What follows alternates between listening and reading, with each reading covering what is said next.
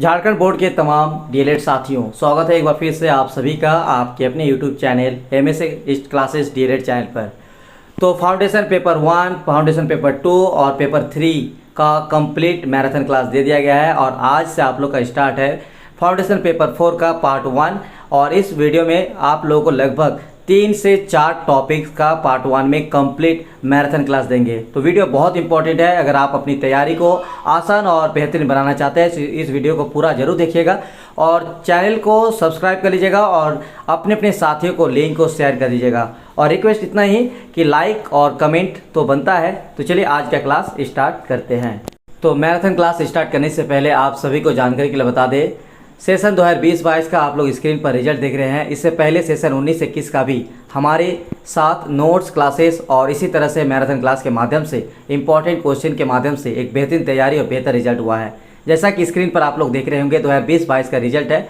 नेहा कुमारी चौहान, रचिता कुमारी और अरविंद प्रधान जी ने 88-87% तक रिजल्ट किए थे। तो हमारे साथ अगर आप जुड़ना चाहते हैं तो अभी भी आपके पास समय है। नोट्स मिलेंगे टोटल 10 पेपर का PDF फाइल व्हाट्सएप पर। एग्जाम की बेहतरीन तैयारी और स्पेशली गाइडेंस की जाती है आपको एग्जाम की तैयारी के लिए। तो हमारे साथ जुड़ने के लिए आप व्हाट्सएप पर हमें मैसेज कर दीजिएगा, आपको सारा डिटेल्स बता दिया जाएगा। झारखंड प्राइमरी टीचर्स ट्रेनिंग 2023 यानी झारखंड डीएलएड सेशन 2021-23 का फाइनल एग्ज़ाम 10 अक्टूबर 2023 से शुरू होने वाले हैं। ऐसे में हर बार की तरह इस बार भी आप सभी को हमारी तरफ से मैराथन क्लास दी जा रही है, जिसमें फाउंडेशन पेपर 1, पेपर 2, पेपर 3 का दो पार्ट में आप लोगों का कंप्लीट कर दिया गया है। और आज के इस वीडियो में फाउंडेशन पेपर 4 का पार्ट 1 लेके आया है, जिसमें आप लोगों को लगभग 4 इंपॉर्टेंट टॉपिक्स और उसका कंप्लीट तैयारी आप लोगों को इस वीडियो के माध्यम से देंगे क्लासेस। तो वीडियो बहुत इंपॉर्टेंट है। अगर आप वीडियो को पूरा देख लेते हैं और इसके बाद पार्ट 2 भी आएंगे, तो अगर आप पूरा कंप्लीट पार्ट देख लेते हैं तो फाउंडेशन पेपर 4 में जो कॉन्सेप्ट है वो आपका क्लियर हो जाएगा और आपका तैयारी करने में भी आसानी होगी। तो वीडियो को लाइक कर दीजिएगा, अपने अपने दोस्तों को भी शेयर कर दीजिएगा और चैनल पर पहली बार है तो चैनल को सब्सक्राइब जरूर कर लीजिएगा। तो चैप्टर है फाउंडेशन पेपर 4, पेपर नंबर 4 शैक्षिक तकनीकी एवं प्रौद्योगिकी, एजुकेशनल टेक्नोलॉजी एंड इवोल्यूशन। तो ये चैप्टर थोड़ा सा लॉन्ग होगा, इसीलिए इसका 3 पार्ट में आपको वीडियो आएगा। तो तीनों पार्ट आपके लिए आज एक पार्ट और कल तक ये 2 पार्ट कंप्लीट हो जाएगा। तो वीडियो बहुत इंपॉर्टेंट है, लास्ट तक जरूर देखिएगा। सबसे पहले जो क्वेश्चन आप लोगों को देखने को मिलता है हर बार, वो है कि आप लोगों का जो सब्जेक्ट का नाम है, पेपर का नाम, उसका नाम ही है एजुकेशनल टेक्नोलॉजी यानी शैक्षिक तकनीकी या शैक्षिक प्रौद्योगिकी। और इससे रिलेटेड कोई ना कोई क्वेश्चन पेपर 4 में आता ही आप लोगों को देखने को मिलेगा कि इसका क्वेश्चन देखने को जरूर मिलता है। इसके लिए आपको शैक्षिक तकनीकी का कंप्लीट आपको इसकी विशेषता, इसका कार्य क्षेत्र, इसकी प्रकृति, इसका आवश्यकता और इसका मीनिंग, ये सारे जितने भी टॉपिक्स हैं इसका कवर कर लेना है और इसका तैयारी करना है आपको। तो चलिए आज की इस क्लास में आप लोगों को शैक्षिक तकनीकी का ये सारे जितने भी चीज़ आप लोगों को बताए उसका कंप्लीट क्लास देंगे। तो वीडियो को लास्ट तक जरूर देखिएगा। तो शैक्षिक तकनीकी यानी कि प्रौद्योगिकी, इसका क्या अर्थ है? Meaning of educational technology. तो एजुकेशनल टेक्नोलॉजी जो शब्द है ये 2 शब्दों से मिलकर बना है, पहला एजुकेशन और दूसरा टेक्नोलॉजी। जैसे सुनने में ही आप लोगों को समझ में आ रहा होगा। जहाँ एजुकेशन का अर्थ है शिक्षा देना, पढ़ाना या तो प्रशिक्षित करना, जबकि टेक्नोलॉजी का शाब्दिक अर्थ है शिल्प, यानी जो ग्रीक भाषा के टेक्निकोज शब्द से लिया गया है और इसका अर्थ है एक कला। तो एजुकेशन का मतलब हो गया किसी को शिक्षा देना, पढ़ाना या प्रशिक्षित करना, जबकि टेक्नोलॉजी जो है वो टेक्निकोज शब्द से बन गया है जो कि ग्रीक भाषा के वर्ड है और इसका अर्थ है एक कला। अतः जब शिक्षक अपने शिक्षण को प्रभावशाली बनाने के लिए विभिन्न तकनीकी साधनों की सहायता लेता है जिससे शिक्षण एवं अधिगम दोनों प्रभावित होते हैं, तो उसे शिक्षण तकनीकी या प्रौद्योगिकी कहा जाता है। तो अगर आपको शैक्षिक तकनीकी को मोटे तौर पर समझाया जाए तो किसी शिक्षण प्रक्रिया में अगर किसी तरह का टेक्नोलॉजी का यूज होने लगे तो उसी चीज़ को बोला जाता है शैक्षिक तकनीकी या प्रौद्योगिकी या एजुकेशन टेक्नोलॉजी। जैसे बच्चों को क्लास में पढ़ाया जा रहा है परंपरागत तरीके से, जैसे जिसमें आपका एक ब्लैक बोर्ड, चौक, डस्टर, ये सारी चीज़ होते हैं। लेकिन अगर वहीं पर अगर प्रोजेक्टर या टीवी के माध्यम से बच्चों को पढ़ाया जाए, कंप्यूटर के माध्यम से पढ़ाया जाए, तो ये जो टेक्नोलॉजी का अगर यूज होगा तो बच्चों में जो ज्ञान है वो स्थायी हो जाते हैं और उनकी जो शिक्षण प्रक्रिया है वो प्रभावित भी होती है पॉजिटिव तरीके से। जैसे अगर आप किसी चीज़ को बच्चों को प्रैक्टिकली तौर पर कंप्यूटर या टीवी या प्रोजेक्टर के माध्यम से सिखाते हैं तो बच्चों में सीखने की प्रक्रिया बहुत आसान हो जाती है। तो शैक्षिक तकनीकी इसी को कहा जाता है। चलिए अब आपको इसको कंप्लीट क्लास देते हैं। शिक्षा से तात्पर्य है बालक के व्यवहार में वांछित परिवर्तन लाना है, जो कि फाउंडेशन पेपर 1 पेपर 2 में भी शिक्षा का कंप्लीट क्लास दे दिया हुआ है। शिक्षक से बालक की मूल प्रवृत्तियां परिमार्जित होती है। मूल प्रवृत्तियों के परिमार्जन में मनोविज्ञान, तकनीकी तथा विज्ञान अपना प्रभावपूर्ण योगदान शिक्षा के क्षेत्र में प्रदान करता है। आज विज्ञान के युग में वैज्ञानिक तथा प्रौद्योगिकी आविष्कारों ने मानव जीवन के हर पक्ष को प्रभावित किया है। यानी आज का जो जटिल युग है, मॉडर्न जनरेशन है, साइंस का जो जनरेशन है, इस साइंस जनरेशन में जो है जितने भी चाहे कोई भी डिपार्टमेंट हो, हर डिपार्टमेंट, हर विभाग, हर संस्था, यानी यहाँ तक कि कोई भी परिवार, कोई भी समाज, सब के सब आज के इस टेक्नोलॉजी और साइंस से जुड़ गए हैं। तो यहाँ तक कि शिक्षा भी इससे जो है, ऐसा नहीं है कि शिक्षा इससे दूर है, तो शिक्षा को भी ये अपने जो है साए में ले लिए हैं। तो शिक्षा का आज के टेक्नोलॉजी में बहुत बड़ा योगदान है। तो शैक्षिक तकनीकी की परिभाषाएं भी है। तो पहले कुछ डेफिनेशन बताते हैं, उसके बाद इसका विशेषता बताएंगे। तो आप लोग समझ गए होंगे शैक्षिक तकनीकी क्या है, कि शिक्षा में जो शैक्षणिक प्रक्रिया को प्रभावित बनाने के लिए, उसको प्रभावी बनाने के लिए, उसको सही और अधिक स्थायी बनाने के लिए जो यूज की जाती है, ऐसे टेक्नोलॉजी को बोला जाता है एजुकेशनल टेक्नोलॉजी। अब इसकी कुछ डेफिनेशन है, तो आप लोग को यहाँ पे कुछ डेफिनेशन हम दे रहे हैं। 3 डेफिनेशन है, कम से कम आपको एक डेफिनेशन तो जरूर याद में रखना है, ध्यान में रखना है, ताकि एग्जाम में आप लोग लिख सकें। तो अलग अलग मनोवैज्ञानिकों एवं शिक्षा शास्त्रियों ने अलग अलग डेफिनेशन दी है, जिसमें पहला है GOM लीथ। इनका क्या कहना है कि शैक्षिक तकनीकी अधिगम एवं अधिगम की दिशाओं में वैज्ञानिक ज्ञान का प्रयोग है, जिसके द्वारा शिक्षण एवं प्रक्रिया की प्रभावपूर्णता एवं दक्षता में विकास का सुधार लाया जाता है। पॉइंट नंबर 2, जो कि डेफिनेशन नंबर 2, EM बूटर का कहना क्या है। EM बूटर का कहना है कि ज्ञान के व्यवहार में विनियोग की प्रक्रिया ही शैक्षिक तकनीकी है। बस ये आप अगर 2 डेफिनेशन याद रख लेते हैं तो काफ़ी है, इसको लिख लेना है। बाकी तीसरा वाला आप लोग इसको जो है स्क्रीनशॉट ले सकते हैं, जिसमें मैथिम का क्या कहना है कि शैक्षिक तकनीकी विद्यालय की शैक्षिक व्यवस्था के रूप में व्यवस्थित शिक्षण विधियों, विद्यालय में ज्ञान के व्यावहारिक रूप के निर्माण, नियमन एवं परीक्षण की ओर संकेत करता है। अब बताते हैं शिक्षण तकनीकी विशेषताएं। तो शिक्षक तकनीक की कुछ विशेषताएं भी है, और ये आपको क्वेश्चन पूछा जाता है एग्जाम में कि शैक्षिक तकनीकी की कुछ विशेषताओं के लिखिए। तो सबसे पहले इसका अर्थ वगैरह आपको लिख लीजिएगा, टेक्नोलॉजी उसके डेफिनेशन दे दीजिएगा 1 या 2, और उसके बाद इसकी विशेषता लिख लीजिएगा। क्या क्या विशेषता है। तो शैक्षिक तकनीकी शिक्षण को वैज्ञानिक, स्पष्ट, सुगम और रुचिकर आदि बनाने हेतु महत्वपूर्ण भूमिका निभाती है। जैसे आप लोग को बता दिए कि अगर किसी क्लास में अगर एजुकेशनल टेक्नोलॉजी का इस्तेमाल होगा, जैसे प्रोजेक्टर हुआ, टीवी हुआ, कंप्यूटर हुआ, ठीक है, बहुत सारे और भी चीज़ आते हैं, तो ऐसे में अगर टेक्नोलॉजी यूज होगा तो उस तरह से अगर ज्ञान दी जाती है तो ये क्या होगा, इसमें वैज्ञानिकता आएगी, स्पष्टता आएगी, आसान भी होगी और साथ ही इंटरेस्टेड भी होगा बच्चों के लिए। बच्चों को अगर आप ब्लैक बोर्ड में पढ़ाएंगे तो उसकी तुलना में वो अगर उसको प्रोजेक्टर या टीवी के माध्यम से पढ़ाएंगे तो बच्चे ज़्यादा इंटरेस्ट रखते हैं। तो इस तरह से जो है शैक्षिक तकनीकी की अपने आप में एक खास विशेषता है। पॉइंट नंबर 2 की खास विशेषता क्या है, यह वैज्ञानिक ज्ञान के प्रयोग पर आधारित है। यानी शैक्षिक जो तकनीकी है वो वैज्ञानिक ज्ञान के आधार पर प्रयोग पर आधारित है, ठीक है। क्योंकि अगर आप प्रोजेक्टर या टीवी के माध्यम से बच्चों को पढ़ाते हैं ना, तो ऐसा नहीं है कि हर कोई जो है टीवी और प्रोजेक्टर या कंप्यूटर को यूज कर सकता है। उसके लिए भी खास एक जो है ट्रेनिंग या खास जानकारी होना चाहिए, तभी आप यूज कर सकते हैं। तो ये अपने आप में क्या है, साइंटिफिकली इसको जो है आपका ज्ञान का प्रयोग पर आधारित जो है शैक्षणिक तकनीकी है। तीसरा, यह अंतःक्रिया विश्लेषण, अभिक्रमित अध्ययन, सूक्ष्म शिक्षण और दृश्य श्रव्य सामग्री आदि की नई खोजों के विकास में महत्वपूर्ण भूमिका निभाती है। तो देखिए, जब भी बच्चों को इस तरह से शिक्षण प्रक्रिया जब चलाई जाती है तो ये बच्चों को अंदर ही अंदर कुछ ना कुछ सोचने, कुछ ना कुछ विचार करने, इस तरह का चीज़ उसको तैयार करते हैं। तो ये एक तरह का अंतःक्रिया विश्लेषण है, अभिक्रमित अध्ययन है, सूक्ष्म शिक्षण है और दृश्य श्रव्य सामग्री आदि की नई खोजों के विकास में महत्वपूर्ण भूमिका निभाती है। इसमें प्रभावी अधिगम के लिए विधियों एवं तकनीकों के विकास पर जोर दिया गया है, जो निरंतर तथा विकसित प्रणाली है।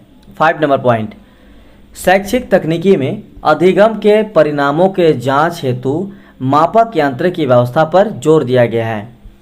शैक्षिक तकनीकी में मनोविज्ञान, विज्ञान, तकनीकी, कला, प्रणाली, दृश्य श्रव्य सामग्री और मशीनों का प्रयोग शामिल किया गया है। शैक्षिक तकनीकी का एक नया ऐसा क्षेत्र है जिसका संबंध प्रक्रिया, लागत और उत्पादन से है। तो देखिए, शैक्षिक तकनीकी शिक्षा का क्षेत्र है जहाँ पे प्रोसेस होती है, इनपुट होती है और आउटपुट होती है। ठीक है, अब शैक्षिक तकनीकी का क्षेत्र क्या कितना है, इसका भूमिका क्या है, तो इसके बारे में अब आप लोग क्लास देते हैं। तो स्कोप ऑफ एजुकेशनल टेक्नोलॉजी, शैक्षिक तकनीकी द्वारा अधिगमकर्ता के ज्ञानात्मक, भावात्मक और मनोगत्यात्मक पक्षों का श्रेष्ठतम विकास होता है। यह सीखने की प्रभावपूर्ण विधियों तथा सिद्धांतों का ज्ञान प्रदान करती है।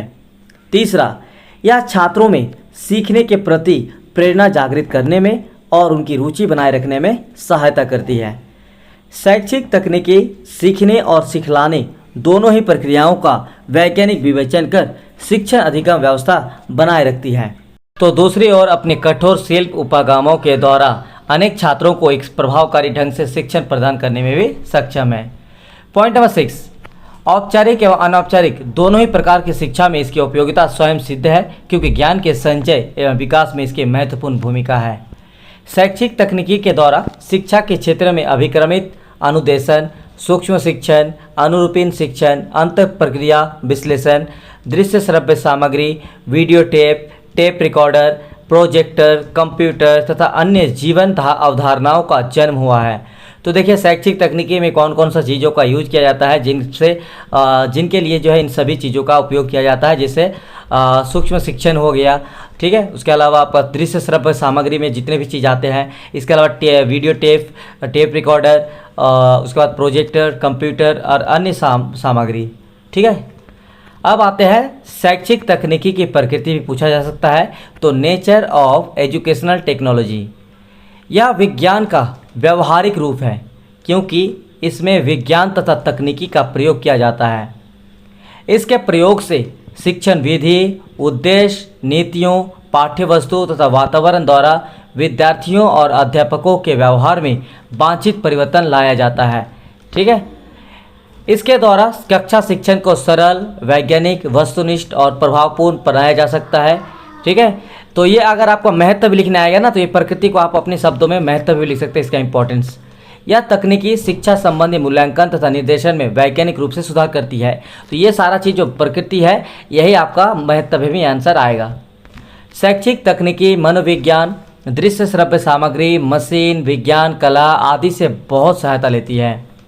इस तकनीकी के द्वारा शिक्षा के क्षेत्र में कई नवीन अवधारणाओं का जन्म हुआ है, जैसे अभिक्रमित अध्ययन, अंतःक्रिया विश्लेषण, projector, computer, video tape, tape recorder, श्रव्य दृश्य सामग्री, सूक्ष्म शिक्षण, माइक्रो टीचिंग आदि। इसकी उपयोगिता क्या क्या है? तो शैक्षिक तकनीकी की उपयोगिता आज दिन प्रतिदिन बढ़ती जा रही है। विश्व का प्रत्येक देश इसे अपना रहा है। कोठारी कमीशन 1966 ने अपनी एक टिप्पणी में कहा है कि पिछले कुछ सालों में भारत के विद्यालयों में कक्षा शिक्षण को फिर से जीवन दान देने या प्रमाणित करने की प्रविधियों पर काफ़ी ध्यान दिया गया है। बुनियादी शिक्षा का पहला उद्देश्य प्राइमरी स्कूल के सारे जीवन और कार्यकलापों में क्रांतिकारी परिवर्तन लाना एवं बच्चों के मन, शरीर और आत्मा का सर्वोत्तम और सर्वांगीण विकास करना था। इस दृष्टि से भी शैक्षिक तकनीकी का अपना महत्व स्वयं सिद्ध है। तो शैक्षिक तकनीकी की उपयोगिता, यूटिलिटी ऑफ एजुकेशनल टेक्नोलॉजी, कहाँ कहाँ इसकी उपयोगिता हो सकती है? पहला है शिक्षक के लिए उपयोगिता है। कैसे? तो शैक्षिक तकनीकी पर अधिकार रखने वाला शिक्षक अपने छात्रों के व्यवहार का अध्ययन कर सकता है, समझ सकता है और उसमें वांछित सुधार लाने का प्रयत्न कर सकता है। शिक्षक को विषय वस्तु के साथ साथ व्यवहार अध्ययन और व्यवहार सुधार की प्रणालियों का ज्ञान भी होना चाहिए। शैक्षिक तकनीकी इस क्षेत्र में शिक्षक को समर्थ बनाती है।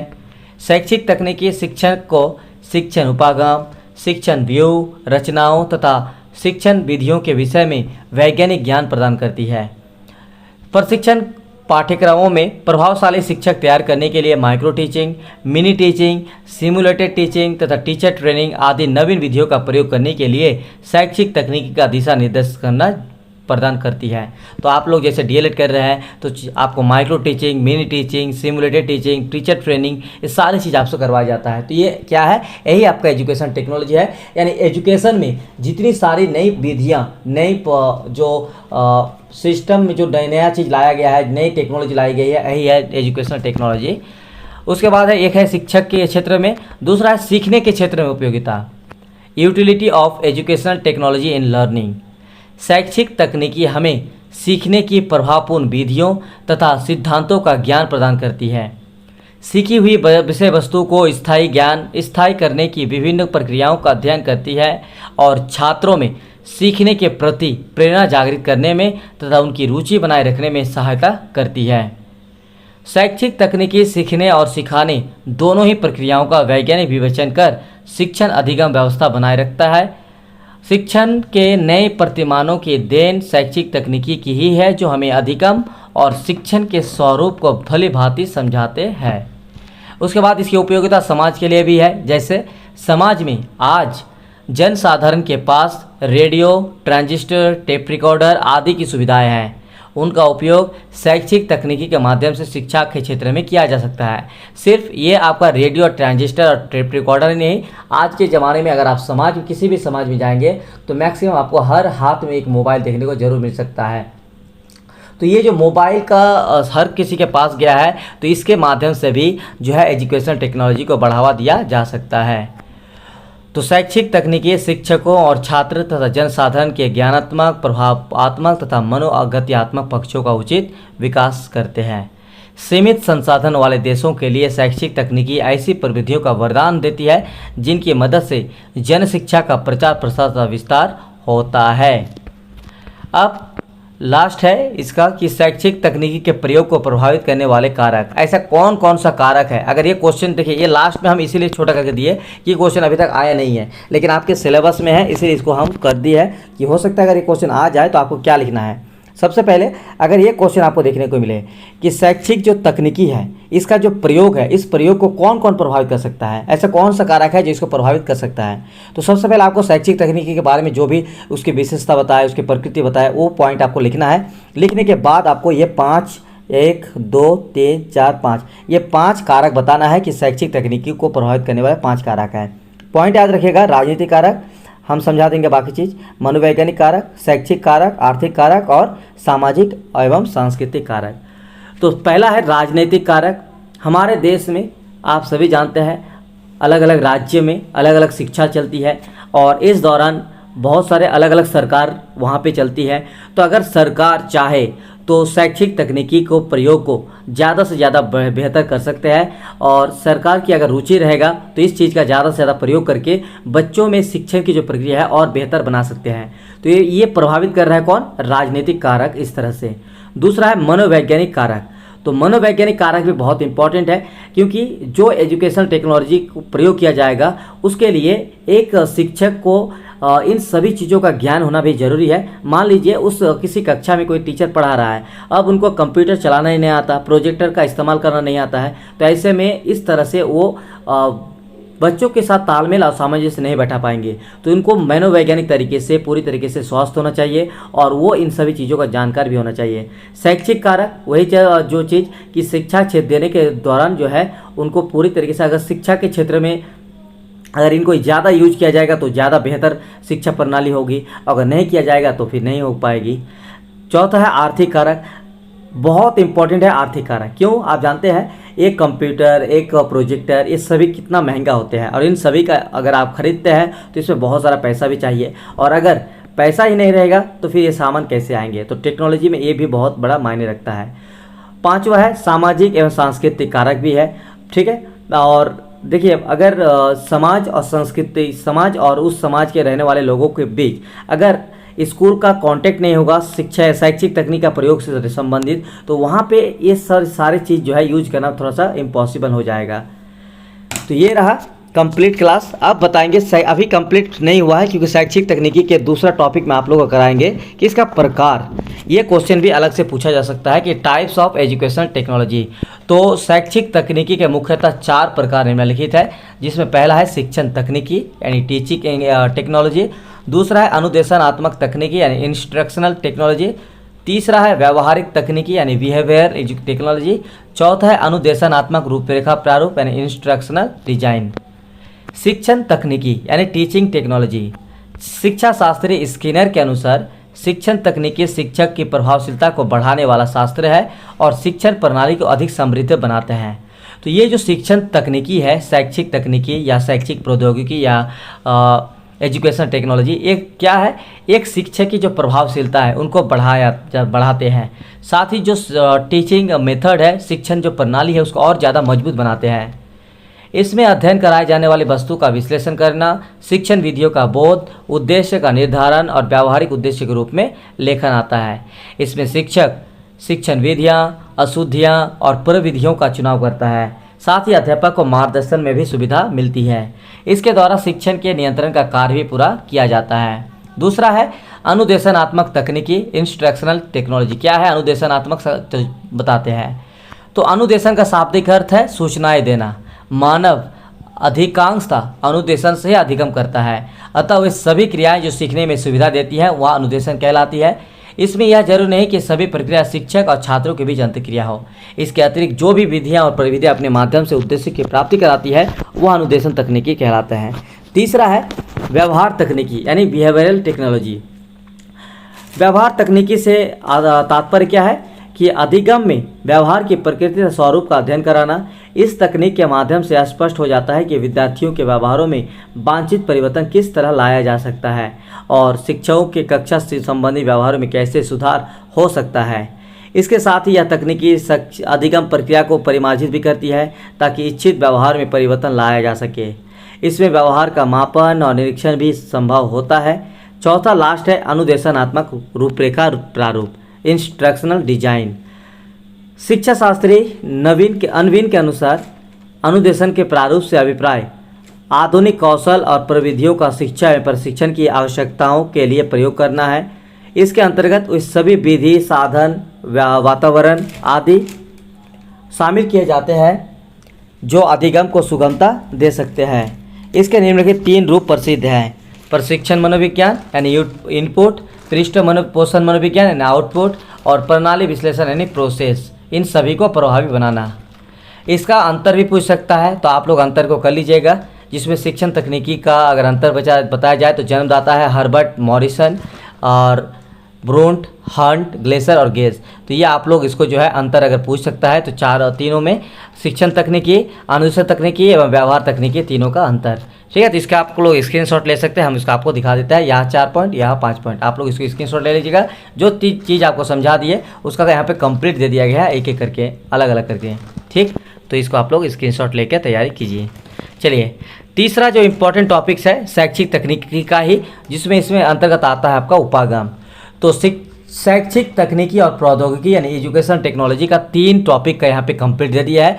और अगला जो टॉपिक आएगा टॉपिक नंबर 2, ये थोड़ा इंपॉर्टेंट चैप्टर है और इसको जो है सबसे ज़्यादा इसको जो है आपको पढ़ना भी अच्छे तरीके से होते हैं, इसीलिए आपको जो है अलग अलग 3 पार्ट में वीडियो आएगा। ठीक है, तो एक पार्ट में आपको शैक्षिक तकनीकी का जितना भी टॉपिक्स आते हैं इनमें से आपको क्वेश्चन 2 या 3 क्वेश्चन इस तरह से पूछा जा सकता है इन तीनों टॉपिक से, तो इनको इसलिए अलग से कंप्लीट करा दिए। एक टॉपिक आएगा जिसमें पाठ्यक्रम और पाठ्यचर्या यानी सिलेबस और करिकुलम को लेकर आएगा, जिसमें उसमें भी कम से कम आपको 4 से 5 टॉपिक्स कराया जाएगा और लास्ट में आएगा जितने भी इंपॉर्टेंट बचेगा उसका।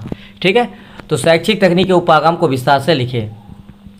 कठोर शिल्प उपागम हार्डवेयर। तो यहाँ पे देखिए शैक्षिक तकनीकी उपागम को विस्तार से लिखिए। तो कितना उपागम है शैक्षिक तकनीकी का? एक है आपका हार्डवेयर अप्रोचेस और एजुकेशनल टेक्नोलॉजी, जिसका हिंदी में नाम है कठोर शिल्प उपागम। ठीक है, पॉइंट नंबर 2 में देखिए यहाँ पे मृदुल उपागम, जिसको सॉफ्टवेयर अप्रोचेस या फिर एजुकेशन टेक्नोलॉजी 2 बोला जाता है। और तीसरा है प्रणाली विश्लेषण उपागम, सिस्टम एनालिसिस अप्रोच और एजुकेशन टेक्नोलॉजी नंबर 3। और चौथा है, ठीक है, चौथा नहीं दिया हुआ, 3 ही है। क्या क्या है, हाँ 3 तो हो गया। चलिए, एक है आपका हार्डवेयर, एक हुआ सॉफ्टवेयर और तीसरा है सिस्टम एनालिसिस अप्रोच। चलिए एक एक करके तीनों के बारे में क्लास देते हैं। सबसे पहली जो कठोर शिल्प उपागम है इसके बारे में। तो हार्डवेयर अप्रोचेस और एजुकेशनल टेक्नोलॉजी 1। शिक्षण में अभियंत्रण की मशीनों का प्रयोग शैक्षिक तकनीकी प्रथम या कठोर उपागम कहलाता है। यानी जो शिक्षण प्रक्रिया चलती है उसमें जो मशीनों का प्रयोग की जाती है, उसमें जो टेक्नोलॉजी का प्रयोग की जाती है, जो पहला जो उपागम है उसको बोलते हैं कठोर यानी हार्डवेयर अप्रोचेस। कठोर उपागम या हार्डवेयर अप्रोचेस को दृश्य श्रव्य सामग्री या मशीन प्रणाली के रूप में भी जाना जाता है। कठोर उपागम के अंतर्गत शिक्षण सहायक सामग्री पर विशेष जोर दी जाती है। यह उपागम भौतिक विज्ञान और इंजीनियरिंग के सिद्धांतों एवं व्यवहारों पर आधारित है। इस उपागम का जन्म भौतिक विज्ञान तथा अभियंत्रण तकनीकी से हुआ है। यानी जो कठोर शिल्प उपागम है इसमें जितने भी चीज़ यूज होते हैं वो फिजिक्स जो है और जो इंजीनियरिंग जो डेवलपमेंट है उसी के जो मशीन है उनका यूज किया जाता है। कठोर उपागम का तात्पर्य क्या है? तो कठोर जो उपागम है यानी हार्डवेयर अप्रोचेस, उसका मतलब हुआ कि शिक्षा में प्रयुक्त होने वाले उन तकनीकी उपकरण जिनके माध्यम से शिक्षण प्रक्रिया को सरल, रुचिपूर्ण और प्रभावशाली बनाया जाता है तथा शिक्षण के उद्देश्यों को प्राप्त किया जाता है। और इसके अंतर्गत क्या क्या आते हैं देखिए। तो हार्डवेयर यानी कठोर उपागम के अंतर्गत आते हैं चलचित्र यानी movie, gramophone, radio, tape recorder, computer, TV, projector आदि है। इनका संबंध केवल ज्ञानात्मक पक्ष से होता है। इस तकनीकी के द्वारा ही ज्ञान को संचित करना, दूसरी पीढ़ी तक पहुंचाना या संप्रेषित करना और ज्ञान का विस्तार करना संभव हो सका है। उसके बाद इसका कुछ डेफिनेशन भी है, कम से कम एक डेफिनेशन अगर आप ध्यान में रखते हैं तो काफ़ी है, जिसमें डेविस वाला आप लोग कर लीजिएगा कि कठोर उपागम शिक्षा और शिक्षण प्रणाली में भौतिक विज्ञान का उपयोग है जिसके द्वारा शिक्षण प्रक्रिया का धीरे धीरे मशीनीकरण किया जा सकता है। चलिए इसके बाद यहाँ पे आप लोग को इसका स्क्रीनशॉट आप लोग ले लीजिएगा जो भी क्लास देख रहे हैं। श्रव्य कठोर उपागम, दृश्य कठोर उपागम और तीसरा है दृश्य श्रव्य कठोर उपागम। आप लोग बता देता है कि जो श्रव्य कठोर उपागम है ये सुनने वाला चीज़ है। दृश्य कठोर मतलब जिसको सिर्फ आप देख सकते हैं और दृश्य श्रव्य जिसको देख भी सकते हैं और सुन भी सकते हैं। तो देखिए ये बहुत इंपॉर्टेंट है, सोशल साइंस में इसका कोई ना कोई आपका ये क्वेश्चन आता है इससे रिलेटेड, तो ये क्लास जरूर देखिए पूरा, ठीक है। चलिए इसको आपको समझाते हैं एक एक करके। श्रव्य कठोर उपागम मतलब जो सुनने लायक है, ठीक है, जिसका सुनने के माध्यम से शिक्षा प्रदान की जा सके, जैसे radio, gramophone, tape recorder, linguaphone, telephone वार्ता, भाषा प्रयोगशाला, आकाशवाणी, स्टूडियो रिकॉर्डर, मानव स्वर। तो ये जो चीज़ है ये आपका श्रव्य कठोर उपागम है। दूसरा दृश्य कठोर उपागम है जिसमें आपका आता है प्रतिरूप यानी मॉडल, चित्र तथा पोस्टर, सैम्पट यानी ब्लैक बोर्ड, मायादीप यानी मैजिक लैंटर्न, उसके बाद है पत्र पत्रिकाएं और समाचार पत्र, उसके बाद है रेखा चित्र तथा खाका, उसके बाद है वास्तविक पदार्थ, चित्र दर्शक, मानचित्र, ग्लोब, संदर्भ पुस्तकें, एटलास आदि। यानी ऐसा चीज़ जिसके माध्यम से आपसे देखकर आपको शिक्षा प्रदान की जा सकती है, ठीक है। तो इन चीज़ों के माध्यम से जो है बच्चों को दृश्य करके यानी उसको दिखा के, और एक आता है सबसे इम्पॉर्टेंट वो है सुन के भी और देख के भी, जिसमें आता है आपका दूरदर्शन, चलचित्र, closed circuit television, video cassette, प्रयोगशाला, कार्यशाला, ड्रामा, वीडियो कॉन्फ्रेंसिंग और इंटरनेट। तो ये बहुत इंपॉर्टेंट है, सोशल साइंस का भी एक क्वेश्चन आता है उससे भी हो जाएगा। और आपका जो 6 कठोर उपागम के बारे में लिखने के लिए आता है क्वेश्चन फाउंडेशन पेपर 4 में, तो उसके लिए भी एक क्वेश्चन आंसर आपको इसको डील करना है, बस एक्सप्लेन करना है। बाकी यहाँ से आप 6 चीज़ को उठा सकते हैं, कोई भी जो है यहाँ पे 6, ठीक है। मृदुल उपागम यानी कोमल शिल्प उपागम, हार्डवेयर अप्रोचेस, जिसको एजुकेशनल टेक्नोलॉजी 2 कहा जाता है। ये पहला वाला जो कठोर उपागम है उसको एजुकेशनल टेक्नोलॉजी 1। तो शैक्षिक तकनीकी द्वितीय अथवा कोमल उपागम या मृदुल उपागम को अनुदेशन तकनीकी, शिक्षण तकनीकी तथा व्यवहार तकनीकी संज्ञा दी जाती है। कोमल उपागम विज्ञान और तकनीकी पर आधारित न होकर सामाजिक विज्ञान, मनोविज्ञान और विशेषकर अधिगम के मनोविज्ञान की आधारशिला पर खड़ा है।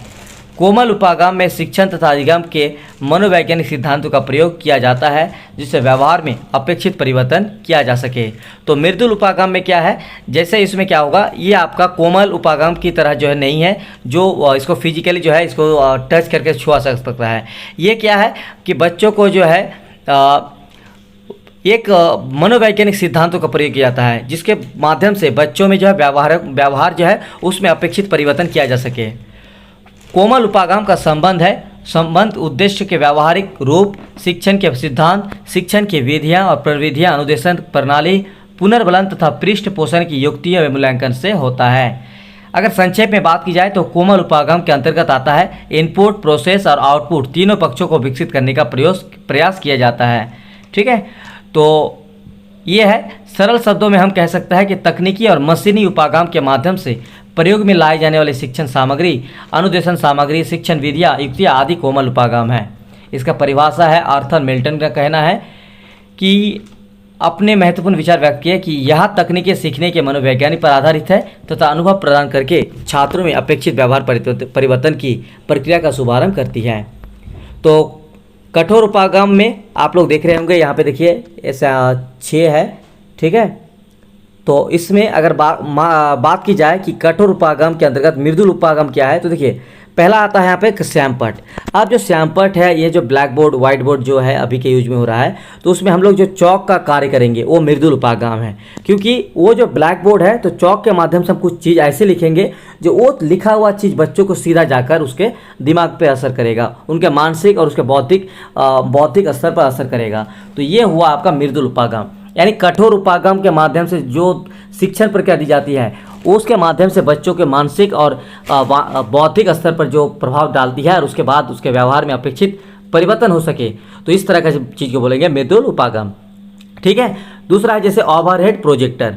इसमें क्या है, जो ओवरहेड प्रोजेक्टर होगी तो प्रोजेक्टर के माध्यम से एक चीज़ आपको दिखाया जाता है आगे पर्दे पर, तो उसमें जो ट्रांसपेरेंसी है उससे जो है बच्चों को जो है मानसिक और बौद्धिक का विकास होता है। तो इस तरह की चीज़ को बोलते हैं मृदुल उपागम।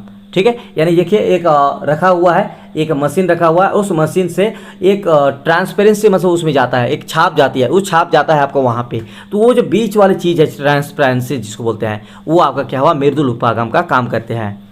उसके बाद है आपका जैसे VCR और मॉनिटर हो गया, उसमें जो वीडियो प्रोग्राम है वो मृदुल उपागम होगा। जैसे एक कंप्यूटर है, तो कंप्यूटर आपका क्या है, एक हार्डवेयर है, तो वो कंप्यूटर में जो काम होगा वो आपका कंप्यूटर प्रोग्राम, वो आपका सॉफ्टवेयर यानी मृदुल उपागम है।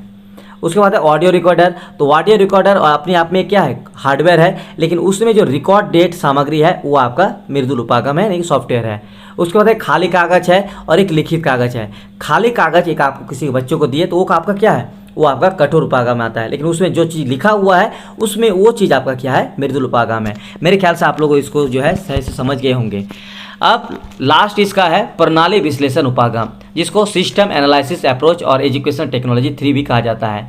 तो ये अगर किसी को नोट्स चाहिए, ये टाइपिंग नोट्स है, तो इसका कंप्लीट नोट्स आप लोगों को मिल जाएगा। व्हाट्सएप नंबर जो आपको स्क्रीन पर दिख रहा होगा उस पर हमको मैसेज करना है। और आने वाले सेशन 2022, 24, 23, 25 जितने भी सेशन है उन लोगों के लिए नए सिरे से नया नोट्स और अपडेटेड नोट्स बनेगा, जिसमें बहुत सारे ऐड होगा और कंप्लीट नोट्स बनाने की कोशिश रहेगा अगली बार से। तो आप लोग हमसे जुड़ सकते हैं, चाहे आप कॉलेज में कितना ही आप टाइम दे सके। कॉलेज में जो 2 साल का कोर्स है, 1 साल का जो आप 2 साल पढ़ते हैं, तो 2 साल के बाद जो आपका फाइनल एग्जाम होता है रजिस्ट्रेशन के बाद, बस हमारे साथ आप अगर आप 2 महीना पहले भी जुड़ते हैं एग्जाम से पहले, तो आपकी तैयारी काफ़ी हद तक आसान हो जाएगी। तो आने वाले सेशन के बच्चों को भी ये वीडियो शेयर जरूर कीजिएगा, ताकि सभी स्टूडेंट्स को आने वाले दिनों में किसी भी तरह का कोई दिक्कत का सामना ना करना पड़े। जब तक MSc क्लासेस आप लोगों के साथ है, आप लोग इसी तरह से मार्गदर्शन करते रहेंगे। और आने वाले दिनों में जो JTET की तैयारी भी होने वाले हैं, हमारे चैनल के माध्यम से कोशिश रहेगा कि JTET की तैयारी भी करवाने की पूरी संभावना रहेगी। तो सेकेंड वर्ल्ड वॉर के बाद एक नवीन प्रबंध तकनीकी का विकास हुआ है। इस विचारधारा को शिक्षण तकनीकी तृतीय या प्रणाली उपागम के नाम से जाना जाता है। इसे शैक्षणिक प्रबंध भी कहा जाता है। शिक्षा प्रशासन में प्रबंध को वैज्ञानिक आधार प्रदान कर इसे अधिक प्रभावशाली और सुदृढ़ बनाया जा सकता है। प्रणाली उपागम का संबंध कक्षा के बाह्य परिवेश से होता है, जो व्यवस्था में व्याप्त कमियों या समस्याओं को उजागर करता है और वैज्ञानिक पद्धतियों के आधार पर उनका समाधान निकालता है। इस प्रकार प्रणाली उपागम के द्वारा विद्यालय के प्रबंधन, प्रशासन और व्यवस्था संबंधी समस्याओं का समाधान करके उसे प्रभावशाली और कम खर्चीला बनाया जा सकता है। शिक्षा में प्रणाली उपागम नवीन समस्या समाधान प्रविधि है। यह सभी पक्षों और घटकों के साथ साथ शिक्षा को संपूर्णता में देखता है, जैसे शिक्षा के घटक, विद्यार्थी, शिक्षक, पाठ्यक्रम, शिक्षण माध्यम, पाठ्यवस्तु, अनुदेशन प्रणाली, भौतिक पर्यावरण और अनुदेशनात्मक उद्देश्यों का मूल्यांकन। तो शिक्षा के क्षेत्र में प्रणाली उपागम के निम्नलिखित चरणों का समावेश है, जैसे अनुदेशनात्मक लक्ष्यों और व्यावहारिक उद्देश्यों को परिभाषित करना और उन्हें व्यावहारिक रूप में लिखना, विविध संचार माध्यमों एवं प्रकरणों द्वारा इन उद्देश्यों की प्राप्ति क्रियाकलाप निश्चित करना, छात्रों की आवश्यकता और विशेषताओं को चिन्हित करना, विषय के प्रभावशाली अधिगम के लिए समुचित विधियों के चयन का सुविधा करना, विविध करना और समुचित अधिगम अनुभव का चयन करना। इन अनुभवों के लिए संबंधित उपकरण, संचार माध्यमों तथा संसाधनों को छांटना। इसका डेफिनेशन भी है, जिसमें सेल 1 का क्या कहना है कि शैक्षिक तक उपागम प्रणाली पर भागों और उनके अंतर संबंधों को पहचान करने के लिए मौजूद सिस्टम पर विश्लेषण किया जाता है।